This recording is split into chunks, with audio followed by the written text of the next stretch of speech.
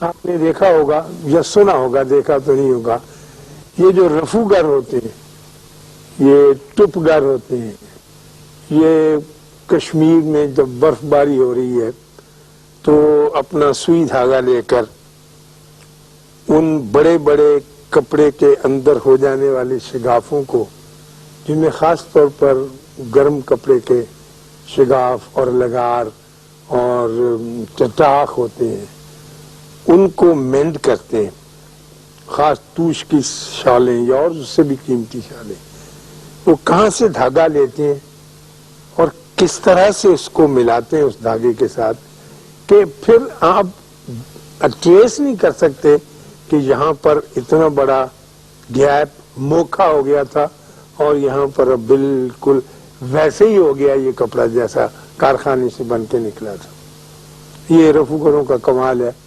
وہ اپنی چادر لے کے غریب لوگ اور اپنی کانگڑی سلگا کے، کانگڑی مٹی کی ایک انگیٹھی ہوتی اس میں کوئلے ڈال کے وہ پیٹ کے پاس رکھتے ہیں، گلابی چائے پیتے ہیں، دیوار کے ساتھ بیٹھتے ہیں اور بہت بھلے لوگ ہوتے ہیں۔ یہ کشمیری لوگ بہت ہی بھلی کمیونٹی ہے، کیونکہ وہ اپنا تجزیہ بھی کرتے رہتے ہیں، بلکہ اپنا تجزیہ ہی کرتے رہتے ہیں اور ان کو پتہ چلتا رہتا ہے اپنے سیلف کا، جو سیلف لے کر انسان پیدا ہوا تھا۔ ہم نے تو اپنے سیلف کے اوپر، جیسا کہ میں نے پچھلے دنوں بتایا تھا، بہت بڑے بڑے سائن بورڈ لگا لیے ہیں، اپنے نام بدل لیے ہیں، اپنی ذات کے اوپر ہم نے پینٹ کر لیا ہے۔ ہم جب بھی ملتے ہیں میں اس اشفاق کی طرح نہیں ملتا جو میں پیدا ہوا تھا، میں تو ایک رائٹر، ایک دانشور، ایک سیاستدان، ایک مکار، ایک ٹیچر، یہ سارے لگے ہوئے ہیں۔ اس طرح سے آپ جب ملتے ہیں مجھ سے تو آپ اپنے اپنے سائن بورڈ مجھے دکھاتے ہیں، اصل سیلف کہاں ہے وہ نہیں ملتی، اور اصل سیلف جو اللہ نے دے کے پیدا کی ہے وہ تبھی ملتی ہے جب آدمی اپنے نفس کو پہچانتا ہے، لیکن جب وہ اکیلا بیٹھنے کی عادت ہے، کوئی اس کو من عرفہ نفس عرفہ ربہ، جس نے اپنے نفس کو پہچان لیا اس نے اپنے رب کو پہچان لیا کہ میں کون ہوں، تو اس میں پھنسے ہوئے چلے آ رہے ہیں۔ لیکن وہ لوگ خوش قسمت ہیں کہ باوس اس کے علم زیادہ نہیں جانتے، ان کو تعلیم بھی کچھ زیادہ نہیں ہے، لیکن وہ علم ان پر وارد ہوتا رہتا ہے جو ایک خاموش آدمی کو اپنی ذات کے ساتھ دیر تک بیٹھنے میں عطا ہوتا ہے۔ میں پہلے تو نہیں، اب کبھی کبھی اب عمر کے اس حصے میں پہنچا ہوں تو میری طبیعت کے اوپر ایک عجیب طرح کا بوجھ ہے جو کسی طرح سے جاتا نہیں، کیونکہ میں آپ سے بہت سی باتیں کرتا ہوں۔ اب میں چاہوں گا کہ میں اپنی مشکل آپ کے سامنے بیان کروں اور آپ بھی میری مدد کریں، کیونکہ یہ آپ کا بھی فرض بنتا ہے کہ آپ مجھ جیسے پائمال اور پریشان اور درد مند آدمی کا سہارا بنے۔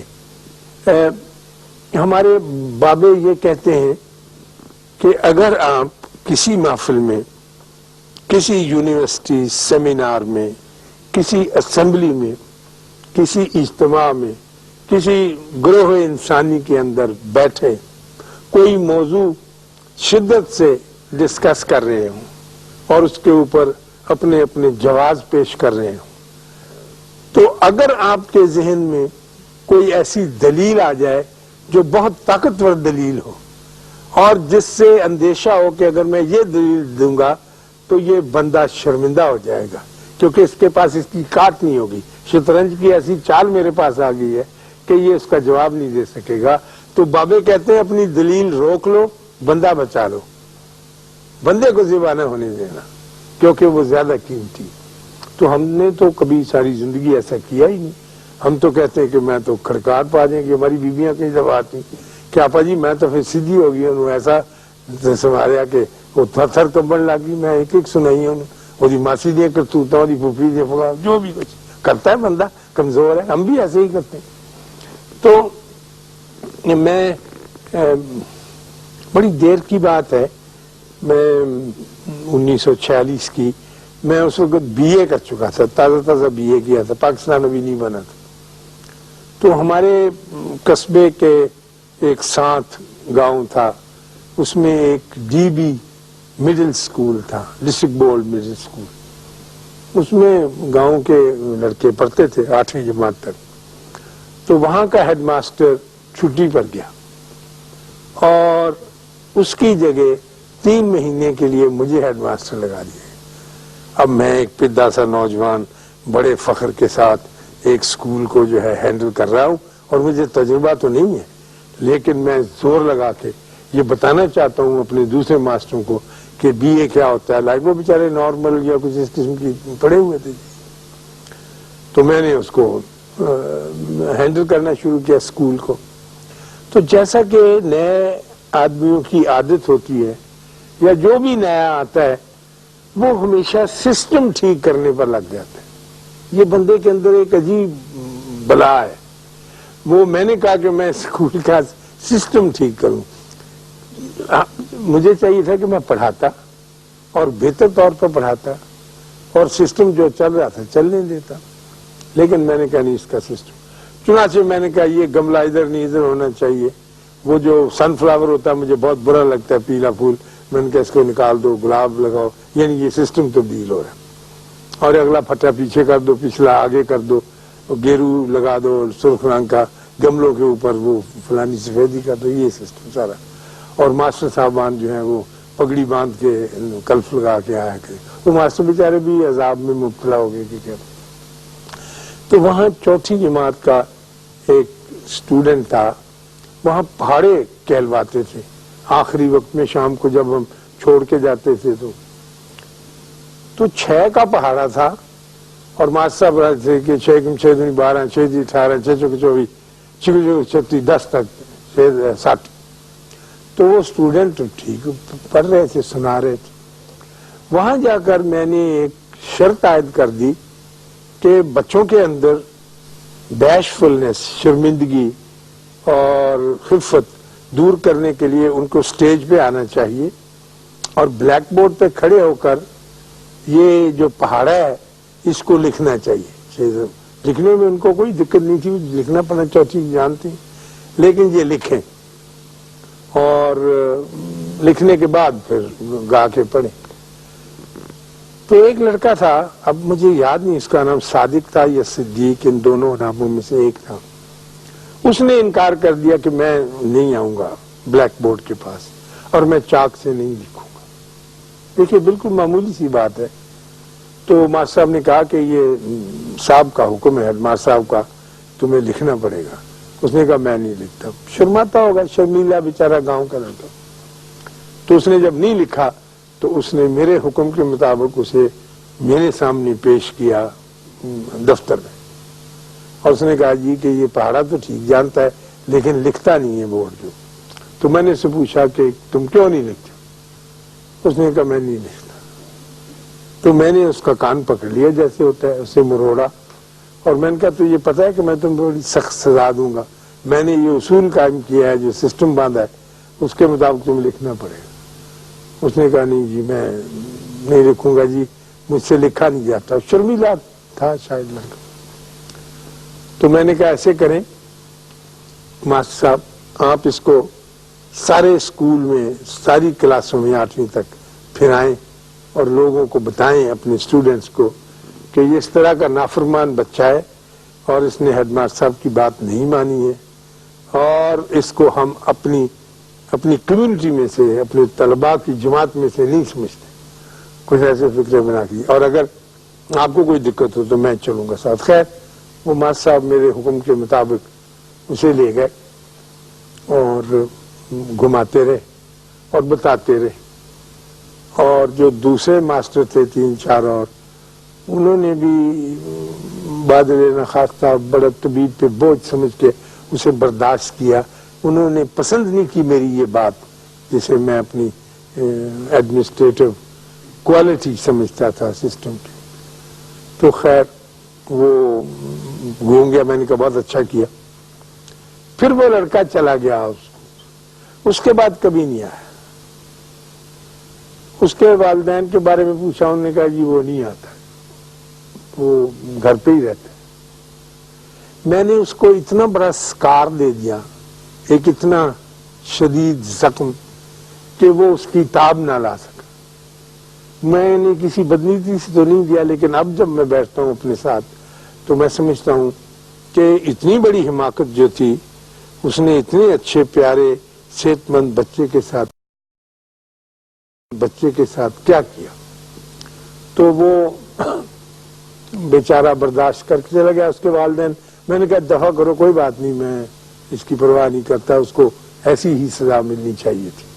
لیکن اس وقت میرے ذہن میں نہیں آیا یہ اسکار کا لفظ SCAR کہ میں نے زخم دیا ہے، نشان دیا ہے. میں کہتا تھا ٹھیک ہے ایسے ہی ہونا چاہیے، پڑھانے کے لیے تو یہ سب کچھ کرنا پڑتا ہے. پھر وہ زمانہ گزر گیا، پاکستان بن گیا، ہم ادھر آ گئے، وہ لوگ پتہ نہیں کہاں چلے گئے، کدھر ہوں گے میں اب تک نہیں جانتا.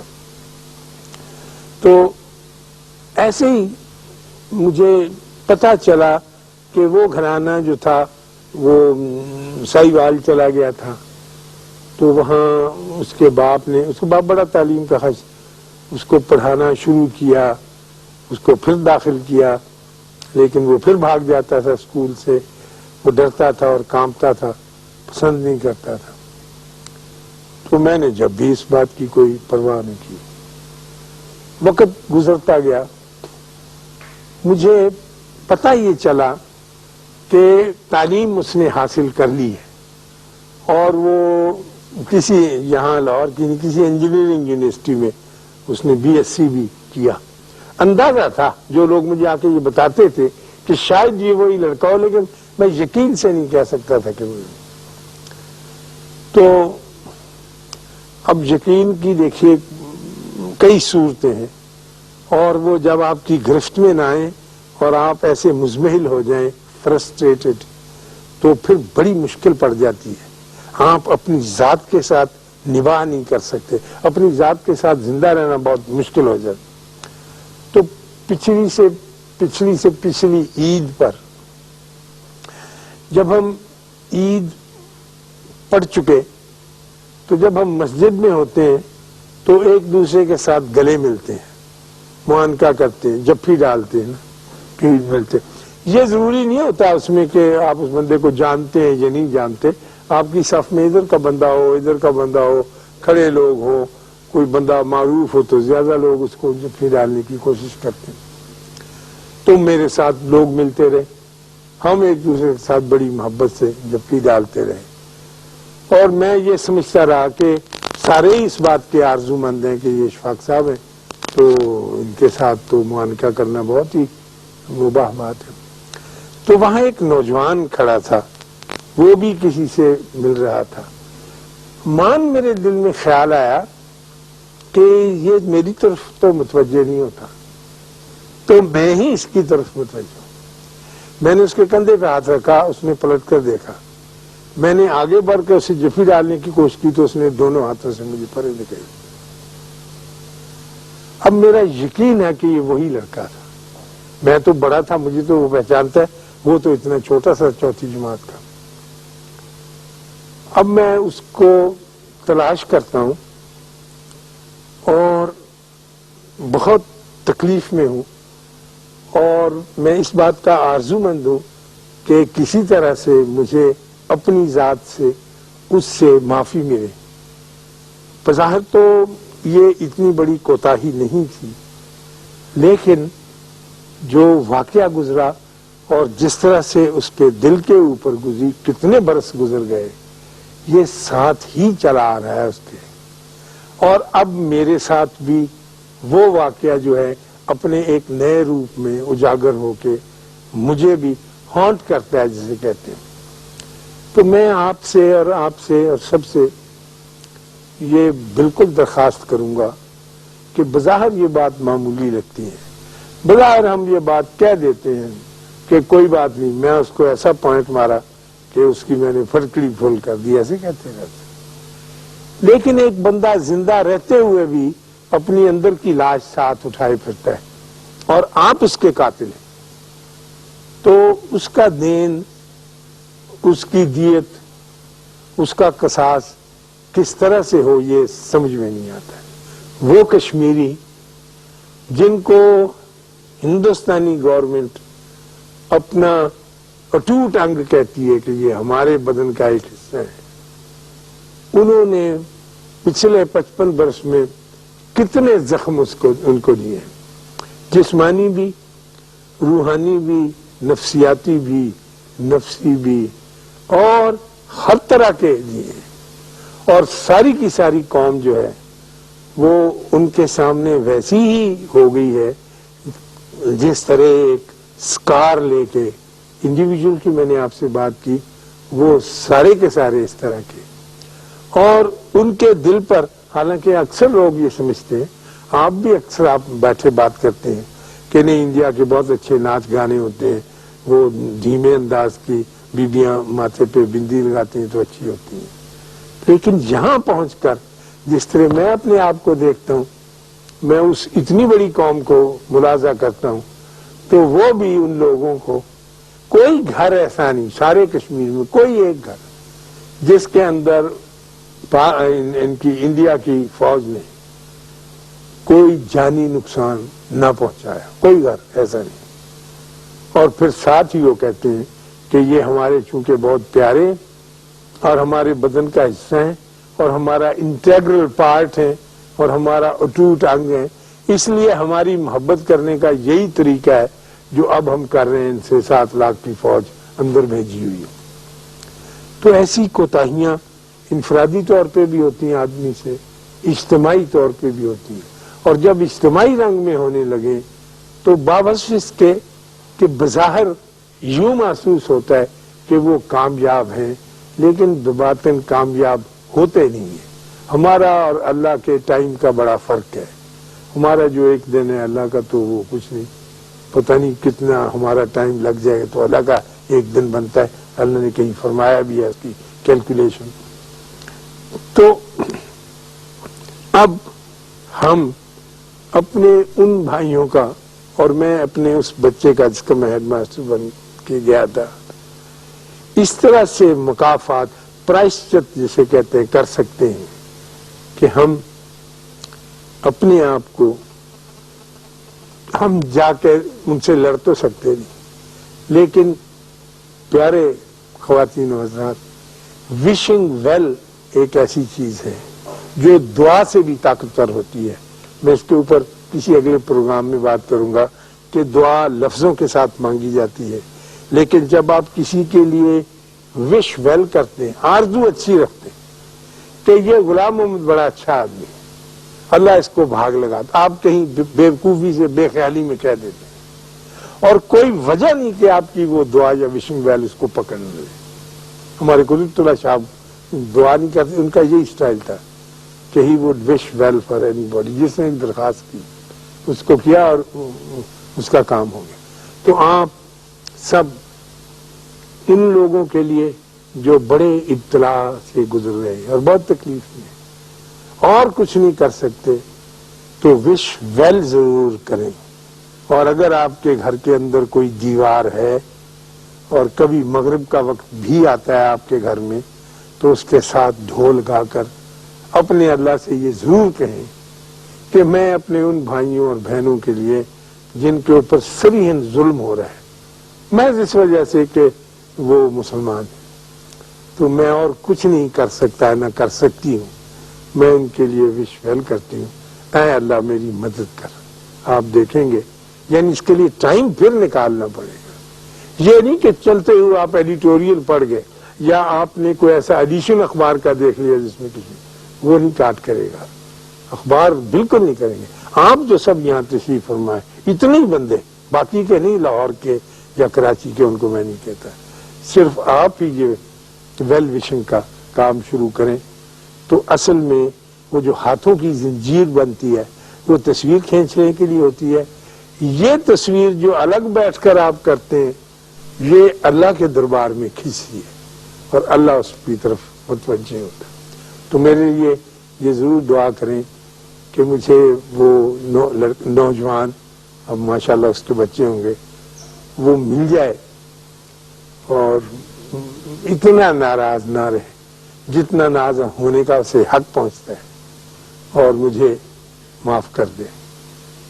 اللہ آپ کو خوش رکھے، اللہ آپ سب کو آسانیاں عطا فرمائے اور آسانیاں تقسیم کرنے کا شرف عطا فرمائے. اللہ حافظ.